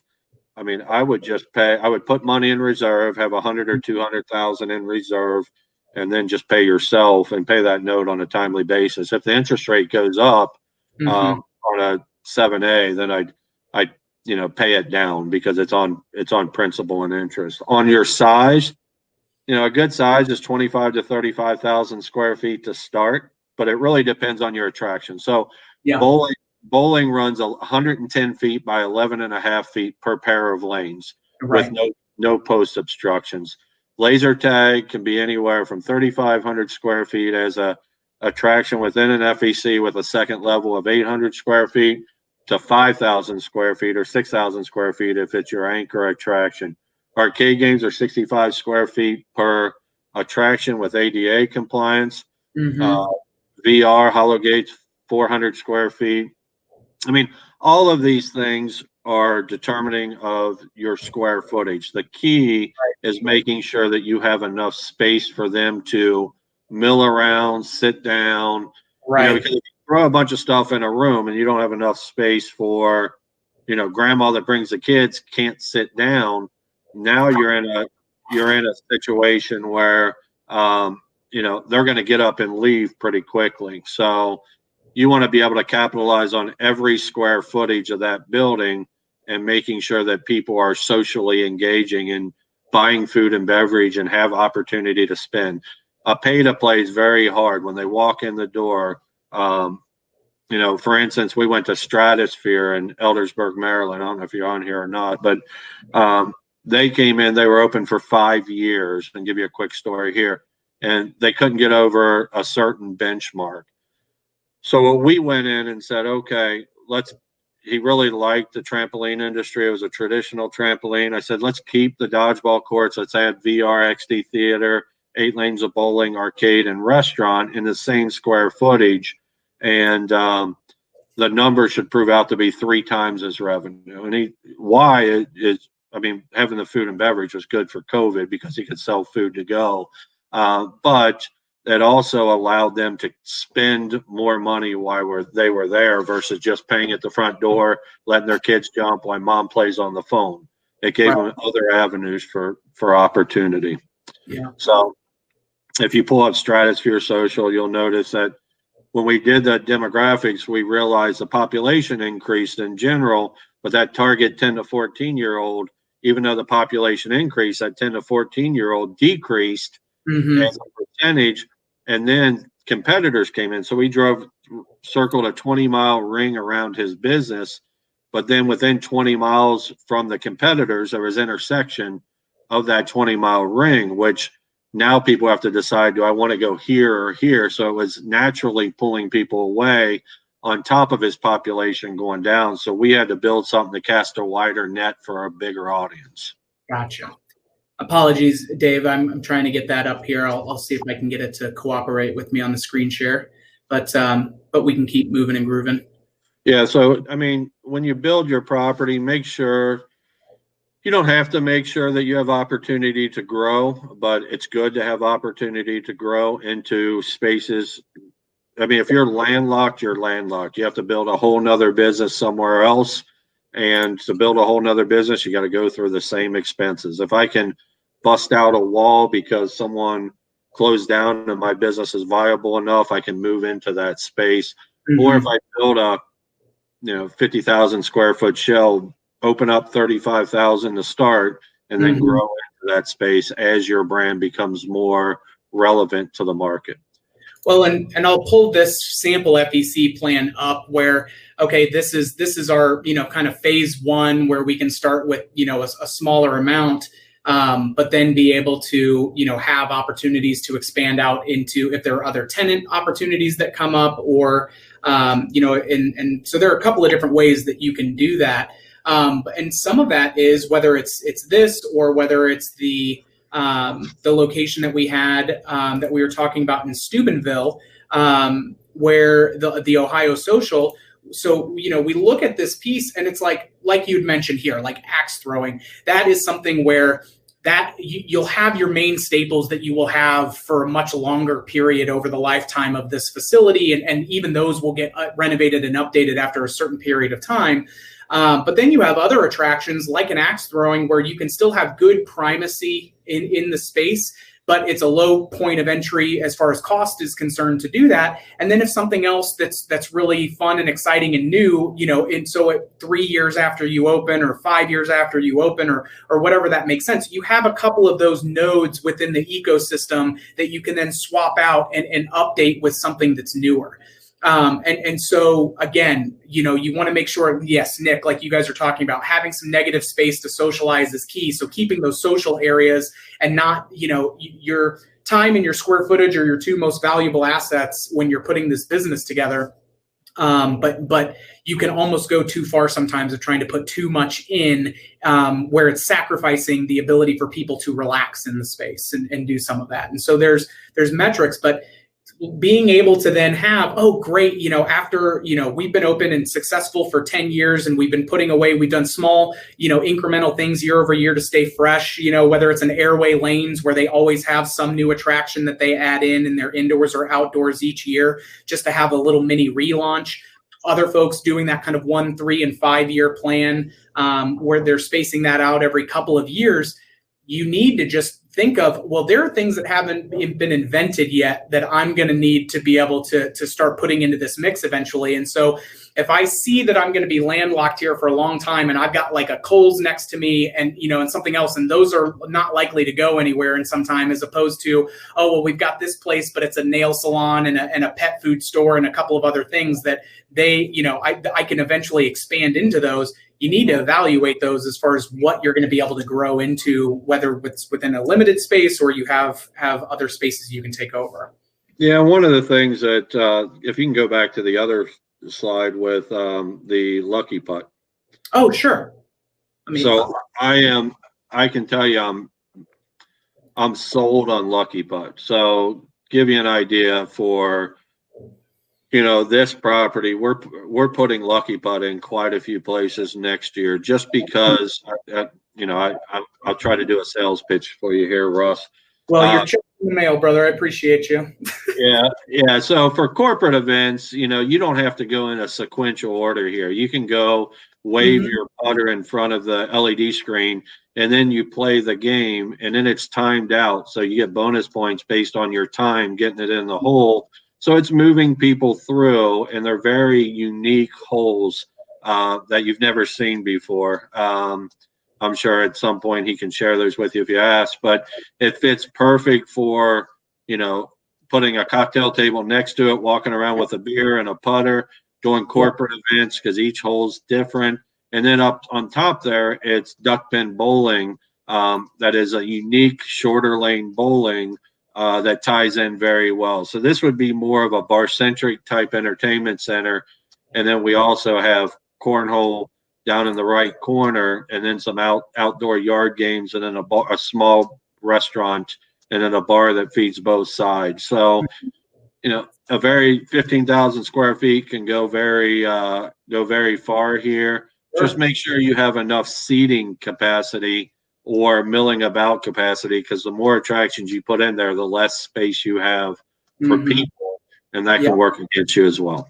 Absolutely. Well, and that's that kind of fine balance. I mean, you look at something like this, where between the kitchen and then the food and beverage and actual seating area, I mean, you're looking at roughly 30%, give or take, with that and some restaurant. And by the time you add in your restrooms and other things, like, you're getting a little closer to 40%. And then even the remaining space, you don't have everything packed just right on top of each other. And so and that's that balance of, do you want to be the mega store, or do you want to have some smaller scaled attractions that are a little more unique and boutique, so that way you can then, charge a premium for those. So like the VIP bowling lanes, having like what I typically see that you do a great job is having some of your main bowling lanes, but then having some of your VIP areas that you can charge at a higher price point for those corporate events or for the birthday parties that really want to, the Sweet 16s that just want to take it over the top or things like that. And so building in,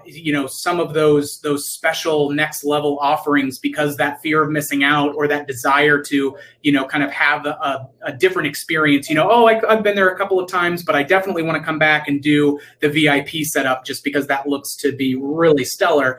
Those are important decision factors as well when you're looking at these layouts, for sure. Yeah, let me just touch on one other thing too. When we determine your revenue opportunities, we look at penetration rate. So, the general benchmark, someone will say, well, I can get 30% from open to close on this attraction. What we do is we say, how many turns can we get? What's the maximum amount? Let's say it's $8 for a game. Well, you're not going to get 8. You might get 30% less because you're not going to get retail value. You're going to do promotions and giveaways and what have you. And then we take a penetration rate against each day of the week at opportunity. So generally speaking, in a, something that's targeted at a traditional FEC, 5 to 8:30 is your peak performance Monday through Thursday.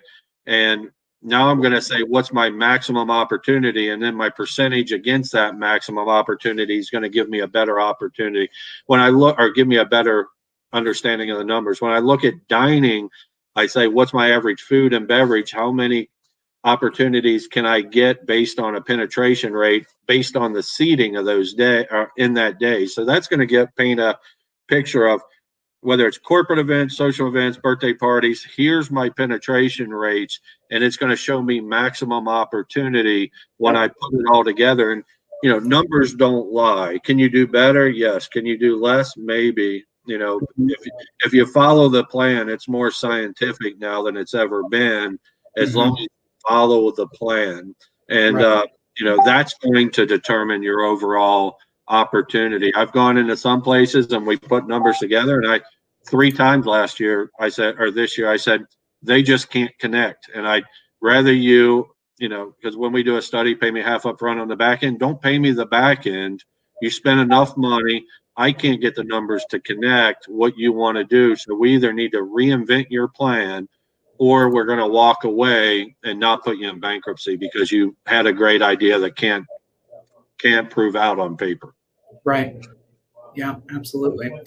What are some other things? I know we've got about 30 more minutes or so before we end the official time frame, and obviously we'll be happy to open up some full Q&A sessions and things like that. So let's take a look at any other kind of final points that we want to make sure we hit on, and then maybe we'll open it up and do about 20 minutes worth of Q&A just within this session if there are some rabbit holes that we dive into.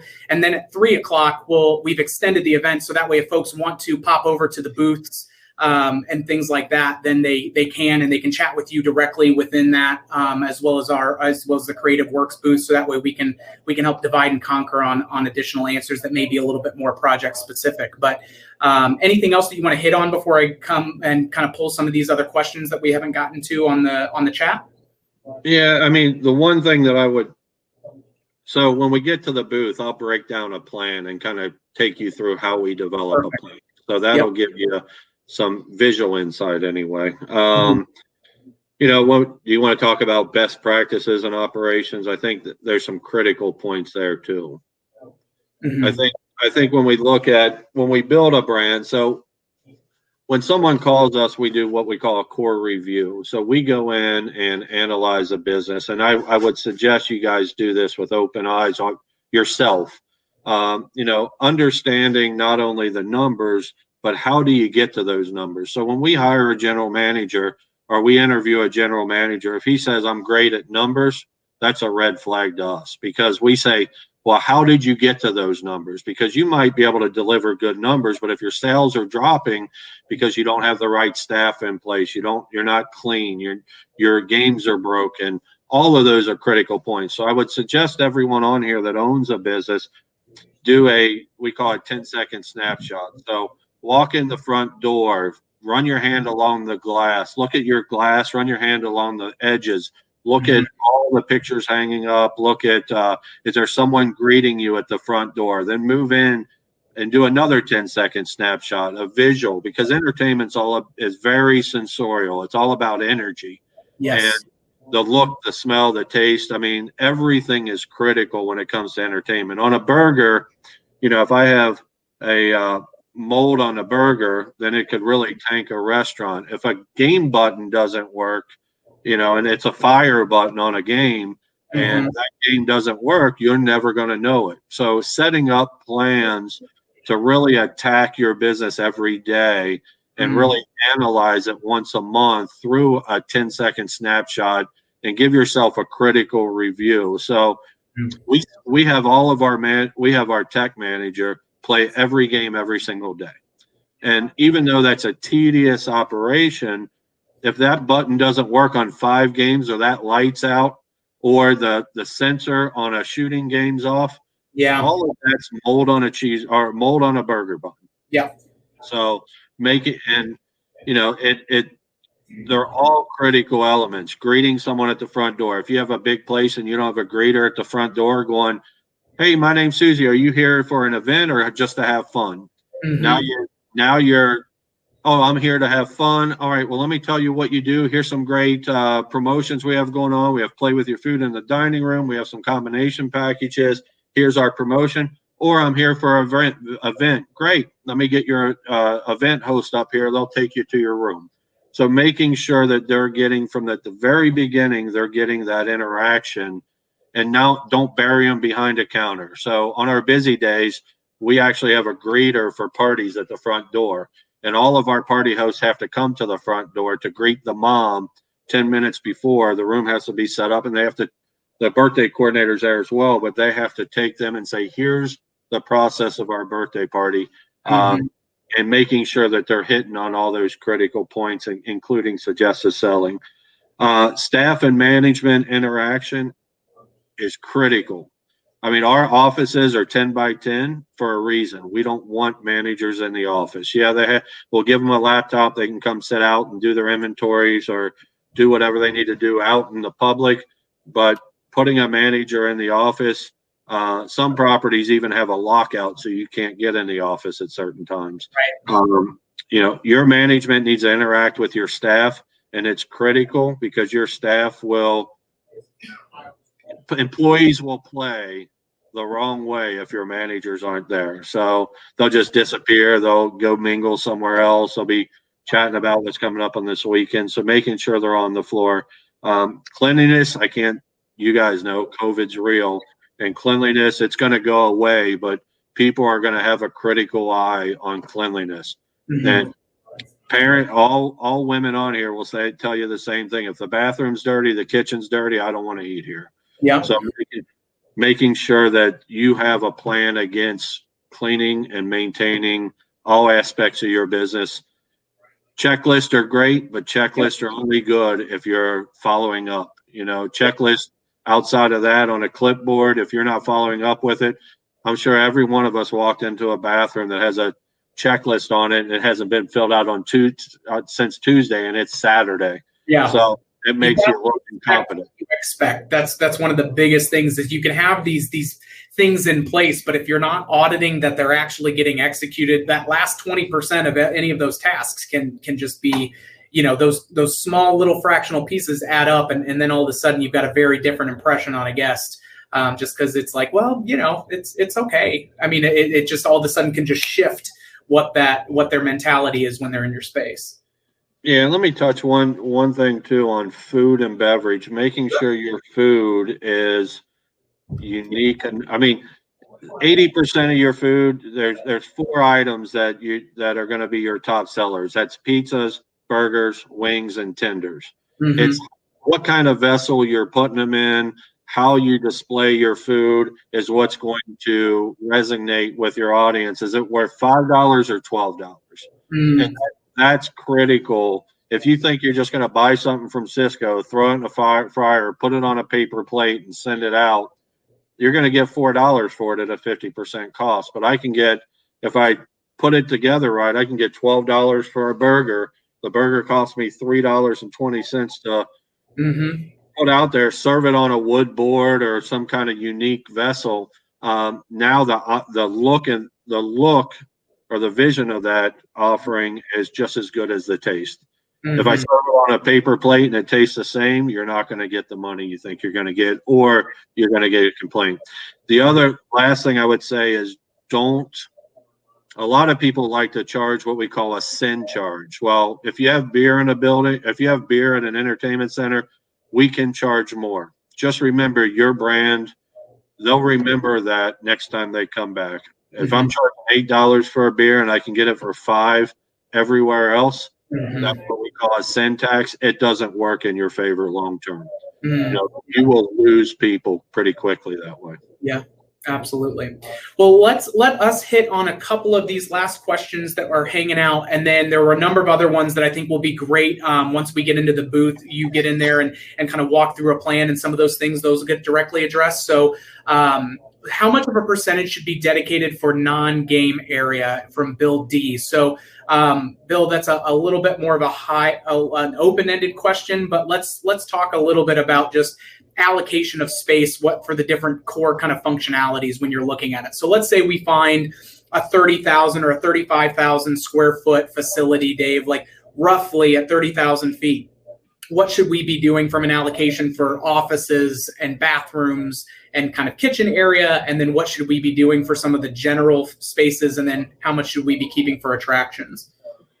Yeah, I mean, it's a loaded question. So if I have corporate events, your kitchen should be 1,500 to 2,000 square feet. If it's full service, we've built kitchens as low as 300 square feet for a eventless kitchen, and it really depends on your menu.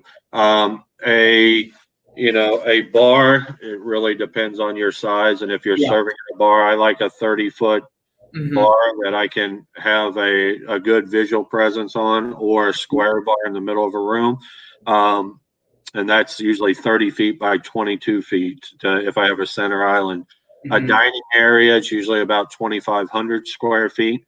I would tell you, so when we opened a place, I said, put in 250 or 220 seats. They said, you're nuts. There's no way. This is a kid's place. I'm like, just put it in. It was a 600 square foot kitchen, and they put in the seats, and we fought back and forth, and they ended up doing about 800,000 in food sales and it was a quick casual walk up and order. That includes their birthday party pizzas.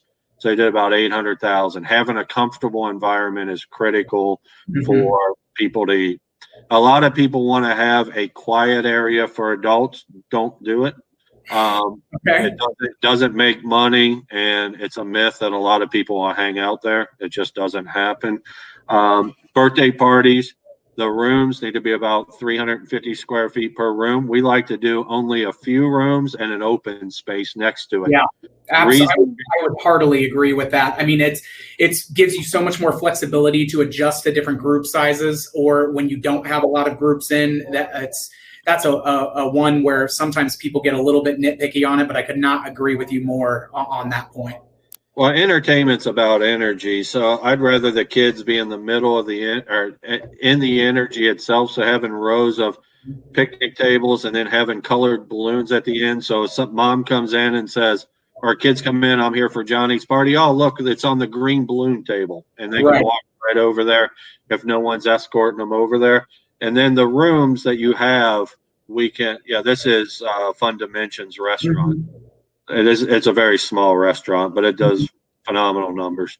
But having the party rooms, we can charge $50 to $100 extra for those rooms. Just remember, when you build the rooms, have an accordion wall so it can open up for a larger group as well. When you look at the different attractions, they're all over the board. So, it's hard to tell. You got to have walking space. They got to be able to get to them. Your foyer and the front entryway, remember, your control counter should be directly in front or on the wall to the left or right. Your sales office should be the first point of contact when you walk through the door, and then the control counter.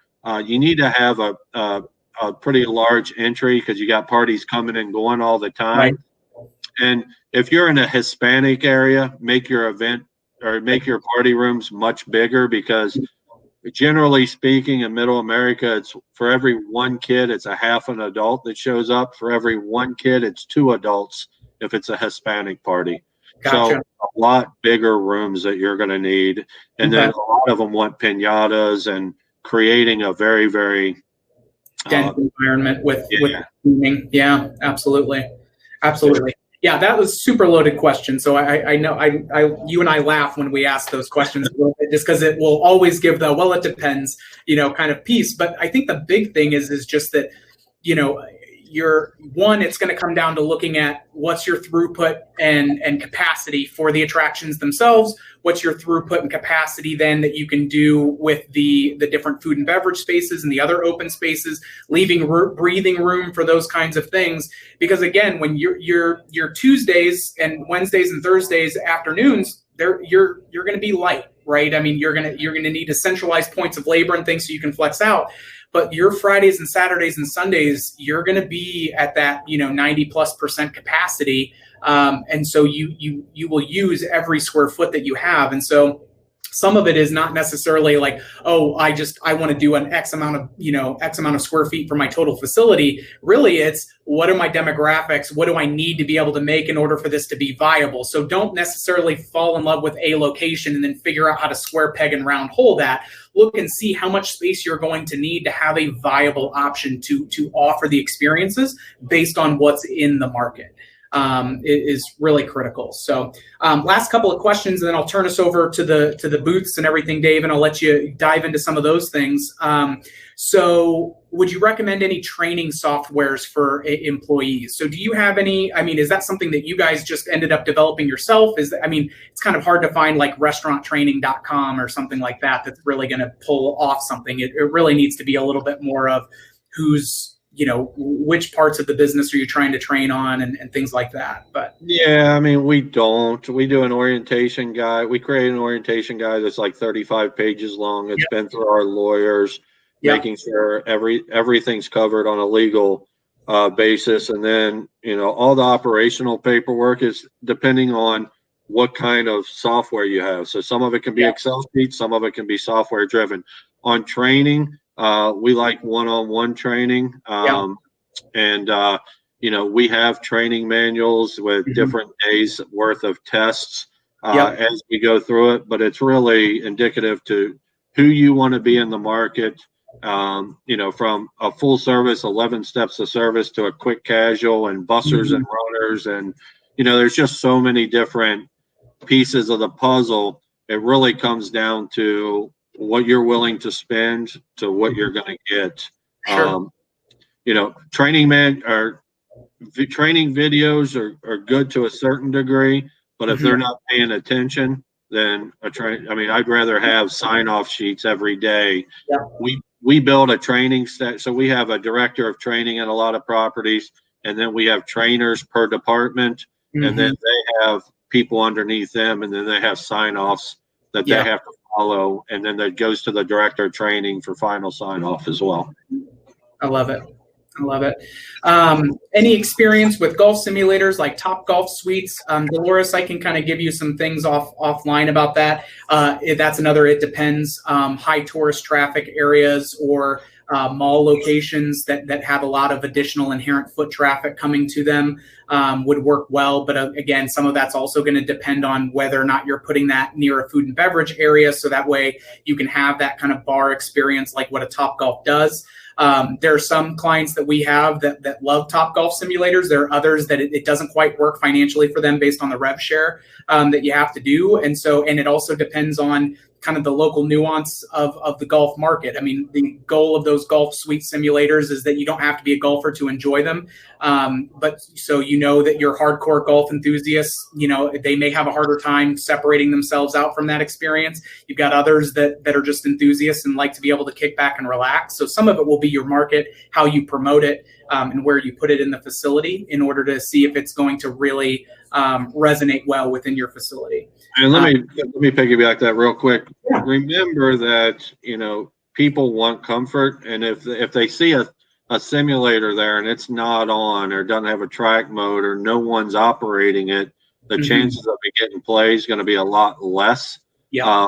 And you still have to monetize that space. So if it's 400 square feet and no one's playing it, you're losing money day in and day out. So that's why, same thing with VR, you know, the energies in the eyes and the headset. That's why I like Hologate Blitz and Hologate, because they have energy around it. So if people are walking up to it, it at least has a really good ambiance versus just a dead area with, you know, just some goggles and a laptop. Right. Yeah. Well, and it's the experience will be what you make it with any of these things. And sometimes these things will require some staffing, but you look at someone like an Andretti's or an Andy B's, where they will go and half staff go and play this game as you start to get into busier times. And then it will build, a line and interest as more and more people are coming in. And then they've got a line for the rest of the evening there. So some of that is really going to come down to, okay, with this type of an attraction, we need to have this type of operating model in order to ensure that we're putting its best foot forward at these specific times that work with that. And then Alex, we'll get with you as well on this as far as how often do you recommend to update or upgrade attractions. Again, it's going to vary on your market. I have some locations in the Washington, D.C. area where it's very dense and they are constantly having to be ahead of the curve. So they're doing, renovations and things every 2 years. And then you have other folks that, because they have so much traffic, their revenue is justifying being able to do some of that. Then you have other folks, so like the laser tag facility that I worked at in high school was built 20 years ago, and they haven't had to update it, and it's still doing, they'll do over $1 million in their laser tag because it's a large, 40-seat operation. And so it's just going to depend on your market and what your competition is doing. But generally, I will say that there are varying degrees of upgrades and swap outs that you will be looking at. You're going to want to look at changing over your arcade low performers, your bottom 10% in your arcade. You're going to want to have money set aside to be able to change those over each year. So that way you're constantly optimizing what it is. And that's a small thing that then creates a lot of excitement and pieces like that. Other centers will have, they'll have axe throwing for 18 months and then they'll swap that out because their brand is always having something new to put out there. So a lot of it's just going to depend, but, and some things it's just adding small accent pieces, other things it's changing it whole cloth. And so there's a blend of those approaches that you can do that will work well. And then Stan, is miniature golf still worth it for indoor FECs? I would say there is a growing renaissance of indoor mini golf, traditional indoor mini golf, but typically you want to see that that's a good overflow type of an attraction where you don't have to put in a traditional 9 holes or 18 holes. That's something of, I have this space, I can put in 6 holes, I can still charge as much as what I would have for 9, but because I'm ideally engineering wait time on my bowling lanes, this is a good upsell opportunity to capture them during that wait time. And so mini golf and others can do something like that. Something like Dave was talking about, our Lucky Putt product, which is much more of a primary anchor type attraction where folks will be coming in to do that, similar to a bowling or what have you, is definitely a new kind of revolution of what that looks like, just because of what the game experience and everything that we've designed that to be is. So that's one that I really like, just because it takes something classic and familiar like putt-putt, but then adds in the cool elements and gamification like a Topgolf type experience. So that's the only as salesy as I'll get on that stuff. But Dave, I want to take the time and thank you so much. This has been 2 hours of deep diving dense content, and really appreciate you taking the time to be here with us, and especially as we're going forward and helping people put together their business plans and have this dream and that entrepreneurial spirit. You are a wonderful part of the industry to help fuel that fire, and we greatly appreciate it. And with that, what we'll do is I will turn this over. So if you guys want to go over and hang out in the booths and follow up with some more specific questions, Dave will be doing some additional demo. We'll have some folks in our booth as well. So that way, if you guys have any final questions or follow-up things that you'd like to get some resources on, we'll all be happy to get all of that stuff to you guys. And I'll make sure that the marketing team extends the event for another hour, just in case folks want to hang out and chat a little bit more specifically. But thank you all for being here. Greatly appreciate you taking the time out of your day. And we look forward to continuing being of service. Thanks for having me, Russ. Thank you, Dave. Always a pleasure, sir.